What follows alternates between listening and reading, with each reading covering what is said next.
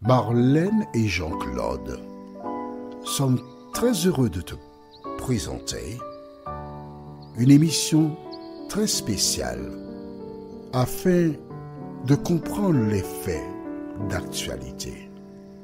Merci pour ta fidélité.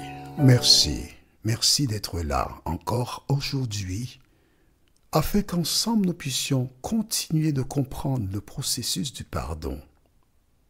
Aujourd'hui, notre thème est « Tu veux ». Une seule référence biblique. Psaume 51, les versets 7 à 9. Psaume 51, les versets 7 à 9. Avant d'aborder ce thème, prions. Éternel, merci pour ta présence. Merci pour la parole. Merci de nous régénérer une fois de plus. Cet esprit, aide-nous à comprendre ce que nous lisons et à poser des actes justes qui donnent gloire à notre Créateur. Nous te remercions, Seigneur, pour ta présence dans nos vies. Nous t'avons prié au nom de Jésus et pour ta gloire éternelle. Amen. Rappelle-toi, pour celles et ceux qui arrivent qu'aujourd'hui, c'est l'histoire du roi d'Israël, David, qui un soir, tandis qu'il marchait sur la terrasse, vit une belle femme, et conquis par la beauté physique, puisque l'homme regarde à ceux qui frappent les yeux, il obtint les faveurs de cette femme qui devait enceinte. J'ai pris un raccourci, mais tu as compris. Son époux étant sur le champ de bataille, il ne pouvait pas être le père de l'enfant. Alors il fait venir l'homme. À 2 reprises, il cherche à lui glisser la paternité, mais Dieu ne permet pas cela. En désespoir de cause, il rédige un courrier qu'il remet à cet homme. Et il est content d'emmener le courrier au général Joab. Il ne sait pas que c'est son arrêt de mort. Pourquoi j'en parle maintenant? C'est que certaines personnes ne comprennent pas pourquoi Dieu a-t-il permis que l'homme innocent meure. Et aujourd'hui, dans le monde, il y a plusieurs personnes innocentes qui perdent la vie à cause d'attentats, d'accidents, etc. Mais je voudrais te rassurer. Ton passage sur terre, c'est pour faire la paix avec Dieu. Dieu a vu le cœur de cet homme. Il a vu que cet homme était prêt pour l'éternité. Il a permis qu'il meure parce qu'il était en paix avec Dieu. Toutes les fois qu'il y a des morts subites ou que tu ne comprends pas, n'oublie pas que Dieu gère la situation. D'accord? Alors aujourd'hui, nous avons vu précédemment que David déclara. Nous allons relire ce verset parce qu'il est fondamental pour celles et ceux qui cherchent le pardon de Dieu. Il a dit au verset 5, « Car je reconnais mes transgressions et mon péché est constamment devant moi. J'ai péché contre toi seul, et j'ai fait ce qui est mal à tes yeux, en sorte que tu seras juste dans ta sentence, sans reproche dans ton jugement. » On va prendre un exemple. Aux Antilles, il y a ce qui s'appelle le carnaval, qui s'achève le mercredi des cendres.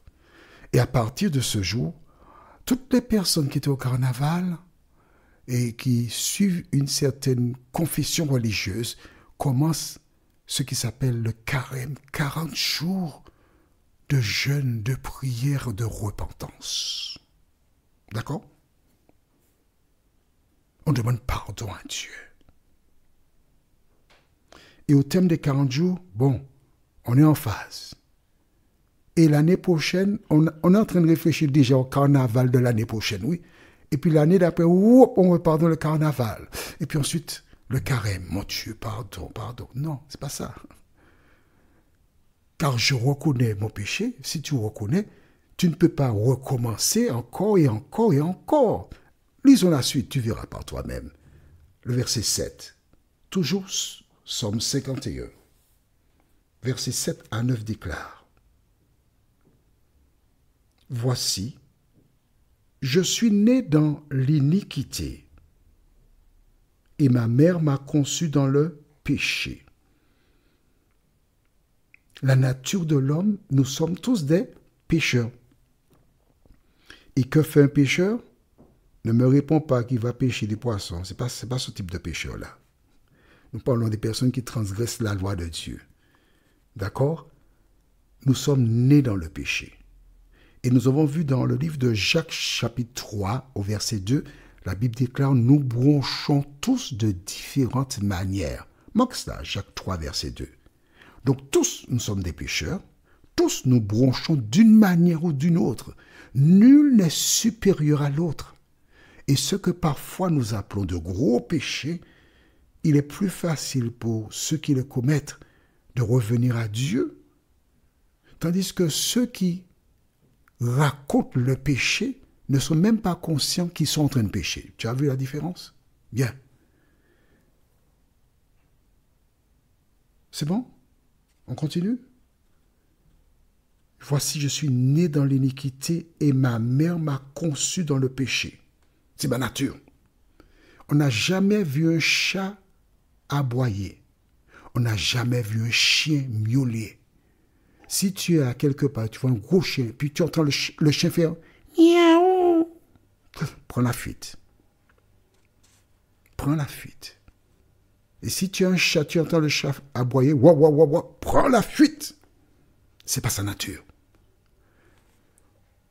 L'homme étant par nature un pécheur, il a besoin d'un changement, d'une transformation. Et il ne peut pas de lui-même. Continuons notre récit. Verset 8. Mais tu veux que la vérité soit au fond du cœur. Fais donc pénétrer la sagesse au-dedans de moi. On s'arrête ici. Écrit dans le cahier, Jean 14, verset 6.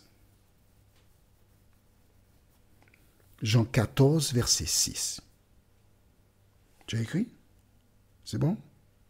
Que dit Jean 14, verset 6?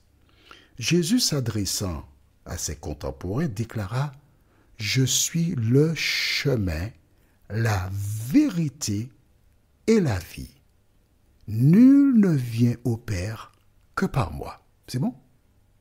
Donc Jésus, c'est le chemin, la vérité et la vie. Retournons maintenant dans le livre de Psaume 51 et au verset 8, nous allons appliquer notre découverte. Toutes les fois que tu lis la Bible et tu vois des mots, utilise le code. D'accord? Alors, je relis le verset 8. Mais tu veux que la vérité, je remplace vérité par quoi? Dis-moi. Réfléchis. Je ne t'entends pas. Parle un peu plus fort, s'il te plaît. Tu parles fort? Bon, d'accord. Mais tu veux que la vérité, on remplace vérité par Jésus, puisqu'il a dit dans Jean 14, verset 6, « Je suis le chemin, la vérité, la vie. » Mais tu veux que Jésus soit au fond du cœur. Fais donc pénétrer la sagesse au-dedans de moi. De moi-même, je ne peux pas faire cela. Mais c'est toi qui peux faire pénétrer la sagesse. Une fois que Jésus est en moi, ce n'est plus moi qui vis, mais c'est Christ qui vit en moi. Cela demande du temps pour certaines personnes. Toi, moi par exemple, tu me dis que si... en fait, je donne un exemple concret. J'ai lu un jour que boire en mangeant, ce n'est pas bon pour la santé. Le même jour, j'ai laissé tomber. Je bois 1 heure avant manger ou 2 heures après manger. Mais il y a des personnes